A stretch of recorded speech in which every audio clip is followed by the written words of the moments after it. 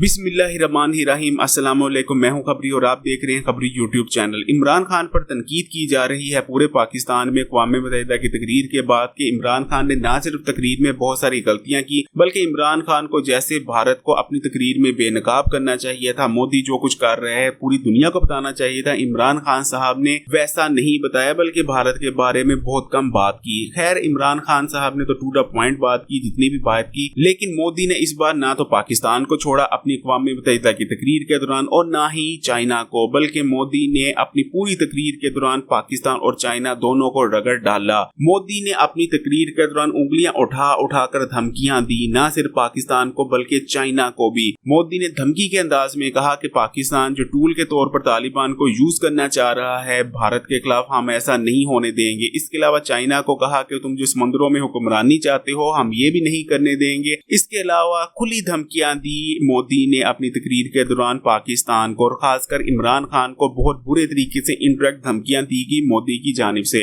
अब आपको मोदी की तकरीर का कुछ हिस्सा सुनाने जा रहे हैं कि मोदी ने किस तरह धमकियां दी पाकिस्तान, चाइना और इमरान खान को। सुनिए और उसके बाद खुद फैसला कीजिए क्या इमरान खान ने वाकई ही मोदी और भारत के खिलाफ जितना बोलना चाहिए था उससे बहुत कम बोला। कमेंट जरूर कीजिएगा। हमें अपनी आने वाली पीढ़ियों को जवाब देना है कि जब फैसले लेने का समय था तब जिन पर विश्व को दिशा देने का दायित्व था वो क्या कर रहे थे। आज विश्व के सामने रिग्रेसिव थिंकिंग और एक्सट्रीमिज्म का खतरा बढ़ता जा रहा है। इन परिस्थितियों में पूरे विश्व को साइंस बेस्ड रेशनल और प्रोग्रेसिव थिंकिंग को विकास का आधार बनाना ही होगा। साइंस बेस्ड अप्रोच को मजबूत करने के लिए भारत एक्सपीरियंस बेस्ड लर्निंग को बढ़ावा दे रहा है। हमारे यहां स्कूलों में हजारों अटल टिंकरिंग लैब्स खोली गई हैं, इंक्यूबेटर्स बने हैं और एक मजबूत स्टार्टअप इकोसिस्टम विकसित हुआ है। अपनी आजादी के 75 वर्ष के उपलक्ष्य में जब हम आजादी का अमृत महोत्सव मना रहे हैं, भारत 75 ऐसे सैटेलाइट्स को अंतरिक्ष में भेजने वाला है जो भारतीय विद्यार्थी स्कूल कॉलेजों में बना रहे हैं।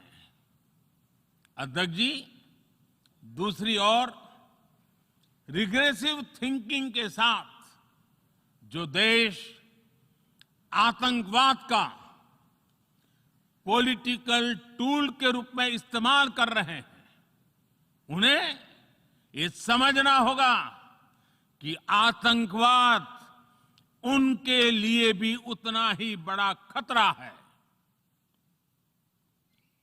ये सुनिश्चित किया जाना बहुत जरूरी है कि अफगानिस्तान की धरती का इस्तेमाल आतंकवाद फैलाने और आतंकी हमलों के लिए न हो। हमें इस बात के लिए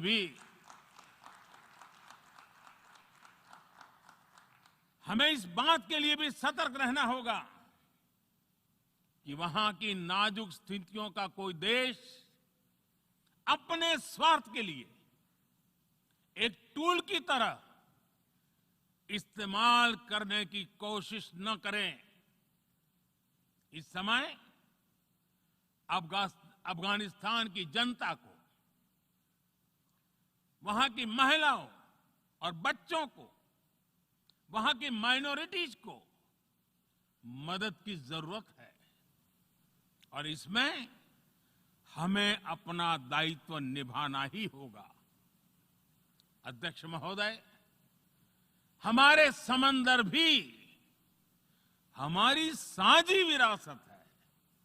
इसलिए हमें ये ध्यान रखना होगा कि ओशन रिसोर्सेज को हम यूज करें, एब्यूज नहीं। हमारे समंदर अंतर्राष्ट्रीय व्यापार की लाइफलाइन भी है। इन्हें हमें एक्सपांशन और एक्सक्लूजन की दौड़ से बचाकर रखना होगा।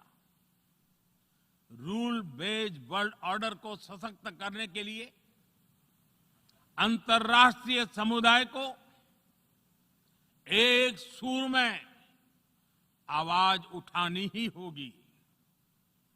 सुरक्षा परिषद में भारत की प्रेसिडेंसी के दौरान बनी विस्तृत सहमति विश्व को मैरीटाइम सिक्योरिटी के विषय में आगे बढ़ने का मार्ग दिखाती है। अध्यक्ष महोदय, भारत के महान कूटनीतिज्ञ आचार्य चाणक्य ने सदियों पहले कहा था, कालातिक्रमणात् काल एव फलम पिबति। जब सही समय पर सही कार्य नहीं किया जाता तो समय ही उस कार्य की सफलता को समाप्त कर देता है। संयुक्त राष्ट्र को खुद को प्रासंगिक बनाए रखना है तो उसे अपनी इफेक्टिवनेस को सुधारना होगा, रिलायबिलिटी को बढ़ाना होगा। यूएन पर आज कई तरह के सवाल खड़े हो रहे हैं। इन सवाल को हमने क्लाइमेट क्राइसिस में देखा है, कोविड के दौरान देखा है, दुनिया के कई हिस्सों में चल रही प्रॉक्सी वॉर, आतंकवाद और अभी अफगानिस्तान के संकट ने इन सवालों को और गहरा कर दिया है।